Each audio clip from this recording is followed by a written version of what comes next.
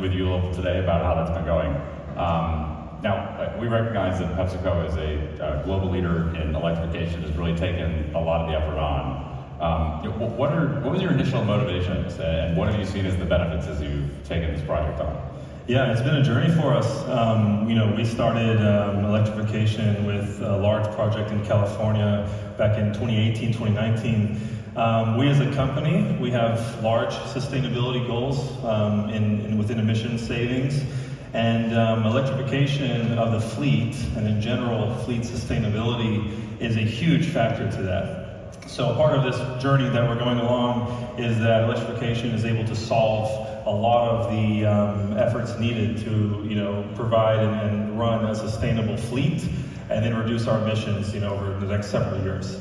However, I think one thing, and we'll talk about it today, is really cost and cost improvement, and the fact that we have seen and are seeing electrification of the fleet provide a lower cost solution over time. So obviously we as a company, we depend on going to market, delivering our products, and that is forefront. The great thing that we'll share today is how well that has been specifically in the heavy duty journey. Really, and I will say too, we started with one site. We have begun our scale. So, this definitely in our lens is something that has been proven, and now it's time to scale that across different geographies in North America. Yeah, it's been great to work with PepsiCo. They've been incredibly supportive, and it's nice to see the results. So looking forward to hearing more about that today. Yeah, absolutely. And I know obviously for us, cost is a big factor. I'm sure for several fleets too. Tesla definitely, I know, has thoughts about TCO, the Semi obviously being very new. What are those thoughts? How does that factor? And what are some best use cases you would say for the Semi? Yeah, I mean, TCO is the baseline of every decision that we make. Is this going to be the right tool for the job? And this is a business tool. As much fun as it is to design our passenger car products, which has a different set of motivations sometimes for those customers. For Semi, we still want to make it fun, we still want to make it a great experience, but at the same time, the underlying thesis has to remain true, is it needs to be the lowest total cost of ownership. And so that starts with every little design detail, and that can be from how we choose a design in terms of materials or process in order to drive costs down out of the product. We look to leverage the scale of other pieces of our business where we can take componentry over, and sometimes it's simple things. Like if you get into the truck, you'll see that we use the same screens that we do in some of our other cars, but also we carry over much more intricate bits such as powertrain pieces. We get to leverage that validation and that volume in order to drive down the initial price for our customer. And then another big thing is efficiency. We really pride ourselves at Tesla of making the vehicle as efficient as possible. And that really is the biggest lever for driving down costs.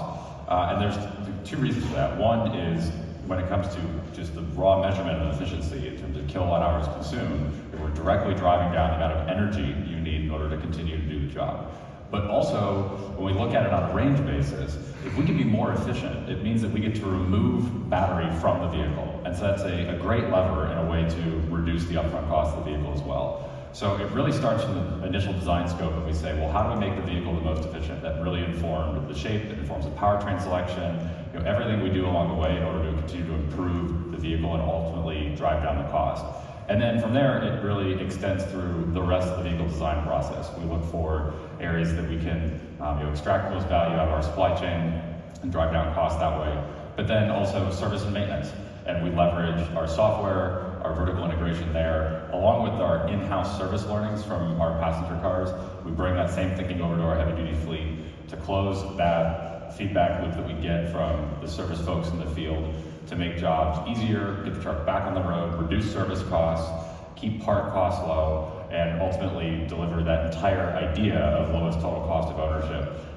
Plus, again, we try to make it fun, so we want your drivers to be able to drive it, and ultimately we view that as like a retention piece. It's a recruiting cost that you and other fleets hopefully don't have to bear by making the truck fun to drive. Exactly, and that's a big piece of it too, is driver retention. We get a lot of driver feedback, to Dan's point, within our different fleets, and really that is a big piece of it, is that there has been this excitement plus just positive reaction, obviously for the purpose of what we're doing and the goals that we've set forth, but also just the experience, the simplicity of it, the adaptability and adoption. And to my surprise, to be honest, has been a lot smoother and easier for drivers and has been really well received. Yeah, and I think also, when the drivers ultimately, they're very passionate about what they do, and I have a huge amount of respect for the folks that get up every day and deliver the goods, that really make the world turn. And we don't want to get in their way. We want to make sure we have a product that not only do they enjoy doing, but they feel safe in operating, and also that we're not wasting their time. They're not spending time charging. It's not an asset that they don't look forward to getting into. And so by giving them things like fast charging and a comfortable space to be in, we really get to maximize the driver's day. And I think we've seen that in some of the operations. And when we talk about total cost of ownership for you, it lets you get the vehicle back on the road quickly, through fast charging and really lowering the amount of dedicated charge time that we have. And we've seen that in events like the Run on Less thing that you did, as well as just every day where you're pushing some of your trucks pretty hard. So evidence that drivers love it and they're able to really make use of the time. Yeah, exactly. And what I'd like to do really is also just share a little bit about our fleets. I say fleets plural because PepsiCo in the heavy duty space, as you know, operates really 3 different types of fleets. So I'll start with Pepsi beverages, really, just to kind of highlight that. These are, of course, Class 8 semi-trucks. They're hauling beverages, of course, both locally and regionally and long haul. So the first subset of that fleet is what we refer to as the delivery fleet. These are trucks that operate much more localized to a city, urban area. They're going perhaps 150 kilometers or less per day. However, that has been a great use case, and part of that experience has been, again, the ease of drivers and that positive reaction when it comes to driving in urban cities, city streets, things like that. Everyone talks about the turn radius of the truck, which hopefully is no surprise, especially for the test drivers here. And in addition to that local Pepsi fleet, we're also having this other fleet within beverages that we refer to as transport. This is the regional long-haul fleet. So these drivers, they actually operate in a slip seat fashion, meaning that a driver has his or her shift, they start, they go, take the truck out, they may run 800 kilometers or so within that shift, and then at that point, return to depot. There's maybe a 30, 45 minute pause, and that same truck is then taken by another driver, goes back on route. Now, and this is with heavy payload, right? When we did the Run on Less, for example, last year, we showed that majority of the time, we were actually total combined weight at about 35 tons. So heavy experience, positive though, really across the board. And then finally, similar to that Pepsi transport on our Frito-Lay side of the business, which you can see here actually, this is a little bit of the opposite in terms of weight, right? So hopefully to no one's surprise, that part of the business is hauling chips, which are lighter. Half or more than less than half of the weight on the beverages side, but very similar. They're running regional long haul, and I think what we've been able to do in really all 3 of those settings, but mainly the regional long haul side, is prove that electrification can work within that business.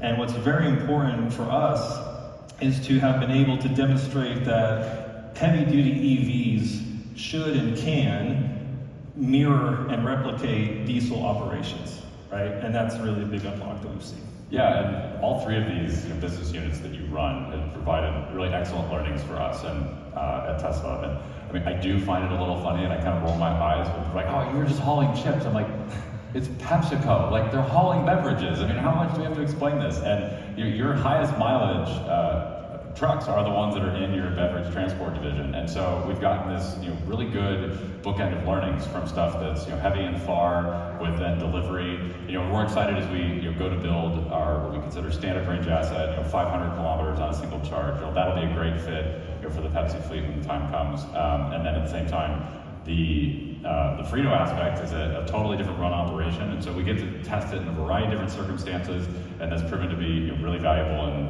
worked well, I think, for both sides. Yeah, absolutely. No, it's been fantastic, and getting those different experiences really, and I think, again, we've learned a lot and excited to share. Yeah, I mean, and you were the first ones to take delivery of the Tesla Semi. I mean, we had a great delivery event, a lot of fun there, but how can you give us a little more information on exactly how you've been using them in your fleet, beyond just the duty cycles, but a little bit more detail there? Yeah, so we have 3 depots that we've launched in California. The first one I mentioned is in Modesto, California, Northern California. We operate 15 Tesla semis there. That's the regional long-haul operation we just talked. In Sacramento, California, about an hour and a half away, for beverages, heavier payloads. We are actually operating 21 semis there. Out of those 21, 18 are local. So again, shorter mileage per day, but still run every day. And then 3 of those are long haul, much more regional. They go into Central California and then throughout the northern part of the state. And then recently, we have also launched a 3rd depot in Fresno, California. This has been so far a great success. We're actually deploying 50 trucks. We thought 21 and 15 was a little too low, so we decided to do 50. And again, so far, positive reaction there. We operate those where 45 trucks are going to be dedicated to city, more localized transportation, and then the 5 remaining out of those 50 are much more regional long haul. A little bit about those. You mentioned, I think, performance has been a big factor of that. On the Frito-Lay side, where we do run a little bit more, light, we have seen over a year and a half, 2 years, pretty much consistently 0.8 kilowatt hours per kilometer efficiency, which is fantastic. The heavy-duty Pepsi side with the Teslas in Sacramento, and then now soon as we're deploying Fresno, pretty much follows suit.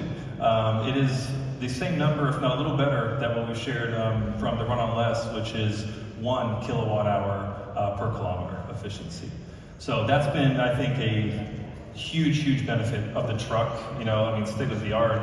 And not only that, metrics are fantastic. We've shared a lot of those across different payloads, but it truly is also that human experience, the driver feedback. I was in Fresno, a few months ago when we were first launching. We have a driver who's been a diesel driver for 34 years, right? Older than me, to be honest with you. And his feedback was just so positive. It was like a kid in a candy store, really. And, we asked him, well, how do you like the truck? And the feedback is usually the same. I don't want to go back to diesel. This is the future, this is now, this is what I want to drive. So far that's just been a great overall theme that we've seen.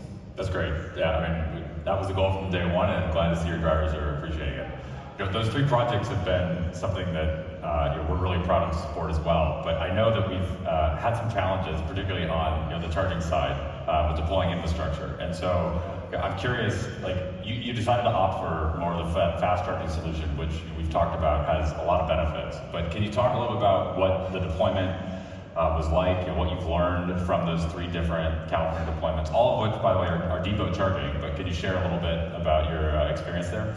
Yeah, no, good question. Infrastructure is a big challenge. Utilities, grid capacity, we've run into those issues transparently. We originally sort of took this estimate that, okay, it's going to take about a year and a half to launch these megawatt scale projects for fleet electrification. That's the bare minimum, to be honest. It's more for us like 3 years. So we're really required to work ahead of time in terms of planning and bringing in, these massive amounts of megawatts to service these fleets. In some cases, it's the same power density as building a new plant or a warehouse or something large like that. However, it has been really beneficial. Dan, to your point, we do everything behind the fence today, so we develop and install our own megawatt level charging, and that is truly the key to this success, mainly for the transport, long haul, regional haul, slip C operation. Without that ability, we would not be able to run through trucks, and continue that operation 24/7. And really, that to us is the way forward for heavy duty. And you found that when we talk about megawatt charging, some folks get concerned that maybe they're not going to be as reliable. Maybe it's not going to be available. Like, what if I show up and the charger's not ready? Can you comment on has charging met your expectations and in order to deliver the fleet performance you desire? Yeah, no, it's been fantastic. I mean, look, all this technology is new. Nothing has been without the need to work through things and challenges. But it's been, a success, really. I think we have been able to really continue our operations from baseline, diesel and CNG with the Tesla Semi, as this new world. The charging is part of that. It's been able to really match the duty cycle of our trucks and keep things fluid to where, we're able to operate in a similar or same fashion. Yeah, you've also deployed energy storage and solar and some of your deployments as well, and I think that's a theme that will continue to as a complement, whether that's for peak shaving or grid resiliency. There's a number of levers to play across the clean energy ecosystem. It's not just about delivering charging; it's all the other hardware that goes with it.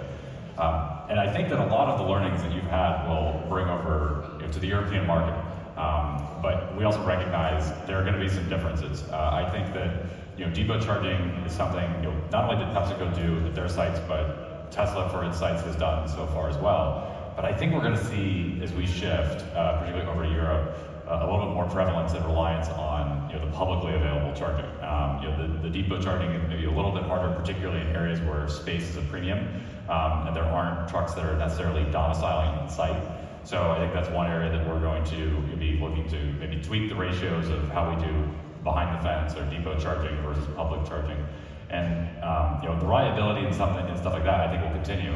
But deployments, I think, will be more challenging to a certain degree. Are all three of your sites within PG&E territory? Is that right? No, actually, one is two are local and then one is PG&E. Okay, so at least this is a little common. It's that PG&E is a major utility in California, and in that scenario, it would have been like, oh great, all three are under one utility. But no, it sounds like actually they're all three different utilities. They are. And maybe that's actually an experience that will resonate here, where there are a lot of local and small utilities throughout Europe, and particularly in Germany. My understanding is there are several hundred, and so working individually with those utilities for large-scale electrical projects can occasionally be challenging with unique rules and individual pieces. And so that's going to be something we're going to have to continue to navigate as we go forward.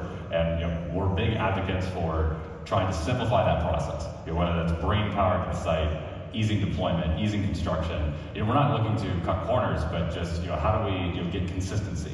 How do we have policies and rules and design standards that allow us to move quickly, that don't put anything at risk? And that's something that I think we'll continue to advocate for as we go forward. Absolutely.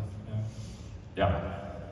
So, in terms of utilization, we've talked a little bit about the charging enables the more beneficial TCO.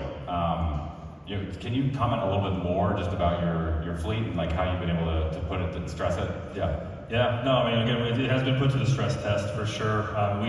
Some of our trucks go into Nevada over Donner Pass, like you showed. It's an extremely high grade, and it has been, really interesting to see that and get that data. Part of I think, two big factors to savings is really fuel as well as maintenance. Fuel, that's one thing where, of course, in California especially, diesel prices are extremely high. Fortunately, with electricity costs, there are some cases where we're able to leverage EV dedicated rates. That, in combination with peak shaving, with the integration of Megapack that we have at each of our depots, really has been able to drive down that cost of fuel each month. In some cases, we see that 25, 30%. And I think that's part of it. The more we utilize the trucks, the higher those savings turn out, as time goes on. I know maintenance, of course, for us, across the board, light duty EV, heavy duty EV, maintenance is an improvement with electric vehicles. I know Tesla has some thoughts on that and maintenance. So, how do you see that and the associated savings as well? Yeah, maintenance, we understand that we're going to continue to do everything we can to just remove it entirely. That's the goal, is just get rid of it. If we can eliminate service and the need for it, then that's the best savings. But we also understand the world will introduce chaos, and there are things that we have to do to repair a truck to get it back on the road. And so with that in mind, not only do we look for ways to eliminate service entirely, but we spend a lot of effort in, we have a whole team that does nothing but service procedure creation and tooling, and we have regular recurring reviews where we are doing design for serviceability, where we go and we take the truck apart virtually and then eventually physically as well. And what we do is we look for how do we decrease the time, and that can be an individual clock time, but also how do we decrease the number of technicians that need to work on a truck at any given time, and try to turn it into something that we can get in and out very quickly, back to your fleet as quickly as we can, because time is money. It's really the equation.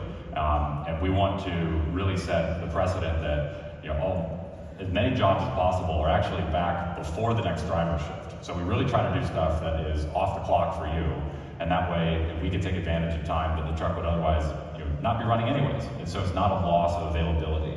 But then for some of the more intensive jobs, we work really hard to ensure it's back within a day. And then a big feeder to all of that is a robust parts distribution network. And this is something that we've really leveraged from the rest of our business, where we already have this stood up. And as we go forward, we'll continue to grow that to be semi-delivery as needed. But ultimately, we want to really leverage the infrastructure that we already have there to drive down the service times, make sure you're not waiting for parts. We've got the procedures in place that once a truck comes in, we can bang it out really quickly and get it back to you, ensure it's in good working order again. Exactly, and a huge piece to it, especially for, again, a fleet of our size, where business uptime, time itself is critical.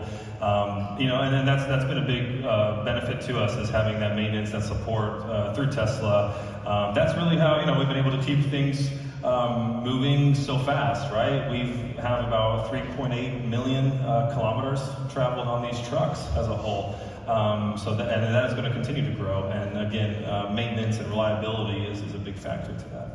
Yeah, you're still continuing to expand your fleet as the Fresno operation turns online, and so I think we'll see a significant uptick in the miles per day as those trucks get better and better utilization. You're working through some interesting things on the charging front there as well, and so we'll be unlocking more and more utilization. But we're standing up a service center nearby in order to take care of those trucks, and we really feel it's important that you're adequately taken care of. And also, we're working on transitioning some of our service responsibilities actually over to PepsiCo, because we understand that for different fleets, they have different needs. Oh, there we go. Is that the cue? No, but we really feel that for some fleets, they're going to want to take on more of their own service. They have an infrastructure of technicians and physical locations to work on trucks. And so that's where we'll train their team. We'll work with PepsiCo and move that from doing a little bit of everything like we do now over to PepsiCo taking more and more of those service jobs over. And I think for some fleets, they'll take even more on, and I think for some, they'll take less. It's going to be a mix. The heavy-duty industry is incredibly diverse in terms of how they operate, and we just want to make sure that we're there to support in whatever makes sense for that particular customer. So far, I think that Tesla taking on a majority of the services worked very well, but we're looking forward to training your technicians and having you take on a greater share of that responsibility. Exactly. Yep. Yeah. Absolutely. Yep, absolutely. And I think, again, I'm sure that will grow, and I know obviously everyone's excited for Tesla, I'm sure, to be here in Europe.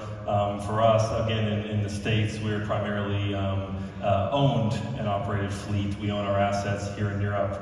It's a bit more third-party carrier, and I think a lot of these benefits, as adoption rises, will be seen. And I think third-party carriers as well, just to note on that, are a critical part of the puzzle to large companies like ours, electrifying fleets, and Scope 3 emissions reduction and such. So I'm sure there's more for you guys as well Yeah, absolutely. Yeah, we're really looking forward to it. But ultimately, the PepsiCo relationship has been phenomenal. I can't say enough. Not just Dan and his team, but everybody throughout the organization has been nothing but ever a pleasure to work with. And as a launch partner, they've been incredibly supportive. And we have had some interesting reliability challenges, and we'll own it. That early on we had some teething issues, but we've worked through them, and they've been supportive, and they've worked with us, and they've really allowed us to put the trucks to the test in a number of ways, and embrace the technology as it first came on the road. And now we're really seeing those dividends pay off from the early trials and learnings. So we're looking forward to finding ways to expand working together and make the next phase of this even better as we look to go to scale. Absolutely. Yeah, my message really is, it isn't just one company, one fleet, one OEM. This is going to take collaboration, hard work, really, and I think Tesla, of course, has been a phenomenal partner in this journey, and obviously we're going to keep our momentum going, and look forward to great work and scaling these efforts. Yeah, I think that'll do it. Great. I know we're over. Yeah, I think it was a lot of fun. Thank you. All right, thank you, everyone.